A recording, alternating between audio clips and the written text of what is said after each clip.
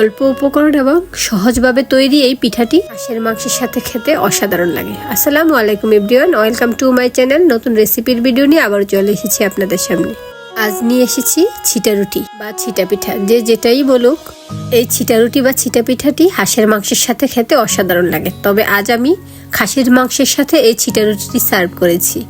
দুটি উপকরণে এই ছিটা রুটিটি তৈরি করে নেওয়া সম্ভব। পারফেক্টভাবে ছিটা রুটি তৈরি করতে আমার রেসিপিটি পুরোপুরি ফলো করুন, কারণ সাথে রয়েছে প্রয়োজনীয় ট্রিক্স ও টিপস। এই ছিটা রুটি তৈরি করার জন্য প্রথমে আমি পিঠার ব্যাটারটা তৈরি করে নিব। সেজন্য এখানে একটা মিক্সিং বোল নিয়েছি। এখন এই মিক্সিং বোলের উপরে একটা চালনি দিয়েছি। এর মধ্যে আমি 2 কাপ চালের গুঁড়া দিয়েছি। এখানে আমি শুকনো চালের গুঁড়াটা নিয়েছি। ভেজা চালের গুঁড়া দিয়েও এই পিঠাটা বানিয়ে নিতে পারেন। সাথে আমি 1/2 কাপ পরিমাণে ময়দা দিয়েছি। এতে করে এই পিঠাটা একেবারে সফট হবে। আপনারাও এই ময়দাটা দিয়ে দেওয়ার চেষ্টা করবেন। 1/2 কাপ না দিলে 2 টেবিল চামচ পরিমাণ হলেও দিয়ে নেবেন, এতে করে একেবারে সফট হবে। সবগুলো উপকরণ চালে নেওয়া শেষে এখন এর সাথে আমি অ্যাড করে দিচ্ছি লবণ। লবণটা দিয়ে ভালোভাবে মিশিয়ে নিচ্ছি।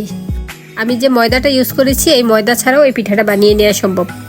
এখন অল্প অল্প করে পানি দিয়ে আমি পিঠার মিক্সারটাকে রেডি করে নিচ্ছি। এখানে এই পিঠার মিক্সারটা একেবারে পাতলা হবে। প্রথমে আমি 1 কাপ দিয়েছি, তারপরে নেড়েচেড়ে মিশিয়ে নিচ্ছি। আবারও 1 কাপ থেকে অল্প পরিমাণে দিয়ে দিয়েছি। আর এই মিক্সারটা একেবারে পাতলা হবে। চিতই পিঠার ব্যাটারটা আমরা যেমন পাতলা করি, এর চেয়েও কিছুটা পাতলা হবে। দ্বিতীয় কাপ থেকে আমি আবারও অল্প পরিমাণে পানি দিয়ে দিয়েছি। আমি প্রথমে স্প্যাচুলা দিয়ে মিশিয়ে নিচ্ছি, পরে হ্যান্ড উইক্স নিয়েছি। এতে করে ভালোভাবে মিশানো যাচ্ছে। আপনারা চাইলে হাতেও মিশিয়ে নিতে পারেন, তবে এভাবে হ্যান্ড উইক্স দিয়ে মিশিয়ে নিলে সহজে মিশানো যায়। মিক্সারের ঘনত্বটা বেশি রয়েছে, সেজন্য এর মধ্যে আমি আরও একটু পানি দিয়ে দিচ্ছি। এখানে আমি 2 কাপ পানি নিয়েছি।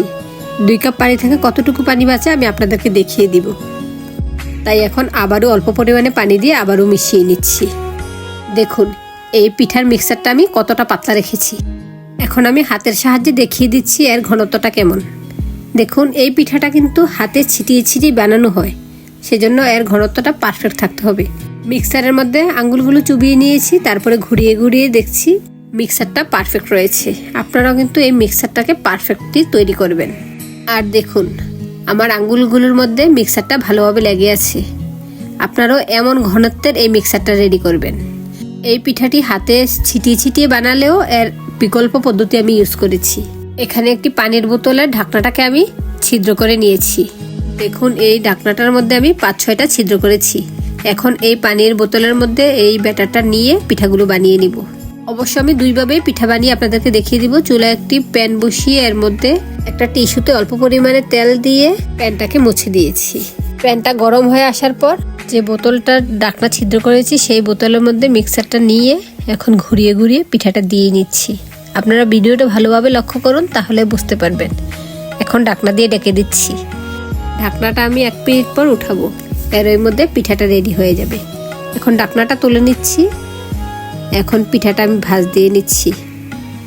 দেখুন সুন্দর হয়েছে, সাইড থেকে উঠে উঠে আসছে। এখন আমি ভাঁজ দিয়ে এই পিঠাটাকে তুলে নিচ্ছি। খুবই সহজেই পিঠাগুলো তৈরি করা যায়। পিঠার মিক্সারটা পারফেক্টলি রেডি করলে সহজেই পিঠাগুলো বানানো যায়। এই তো দেখুন এর মধ্যে একটা পিঠা বানানো হয়ে গিয়েছে। এখন আমি হাত দিয়ে তৈরি করে আপনাদেরকে দেখিয়ে দিচ্ছি। হাতের মধ্যে অর্থাৎ আঙ্গুলগুলো দিয়ে একটু একটু ব্যাটার নিচ্ছি, ঘুরিয়ে ঘুরিয়ে পিঠাগুলো বানিয়ে নিচ্ছি। অবশ্য এই পিঠাটিকে এভাবে হাত দিয়ে ছিটিয়ে ছিটিয়ে তৈরি করা হয়। তবে হাত দিয়ে ছিটিয়ে ছিটিয়ে তৈরি করলে চুলার চারপাশ একেবারে নোংরা হয়ে যায়। সেজন্য আমি বেশিরভাগ বোতলের মধ্যে দিয়েই তৈরি করে নেই। আপনারা চাইলে সসের বোতলের মধ্যে ব্যাটারটা নিয়েও পিঠাগুলো বানিয়ে নিতে পারেন। ঢাকনা দিয়ে ঢেকে দিয়েছি। 1 মিনিট পর ঢাকনা তুলে নিচ্ছি। এর মধ্যে পিঠাটা রেডি হয়ে গিয়েছে। একেবারে অল্প সময়ে পিঠাগুলো তৈরি করা যায়। এখন পিঠাটাকে 4 ভাঁজ দিয়ে দিচ্ছি। 4 ভাঁজ দিয়ে পিঠাটাকে তুলে নিচ্ছি। দেখুন পিঠাগুলো একেবারেই সফট হয়েছে, আর খেতেও হয়েছে অনেক সুস্বাদু। পিঠা সবগুলো বানানোর পর আপনাদের সামনে কি সার্ভ করব, একটা পিঠা বানানো হয়, একটাই খাওয়া হয়ে যায়। আর আজ আমি খাসির মাংসের সাথে এই পিঠাটি সার্ভ করেছি।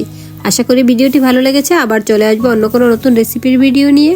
সে পর্যন্ত সবাই ভালো থাকবেন, সুস্থ থাকবেন। আল্লাহ হাফেজ। আসসালামু আলাইকুম।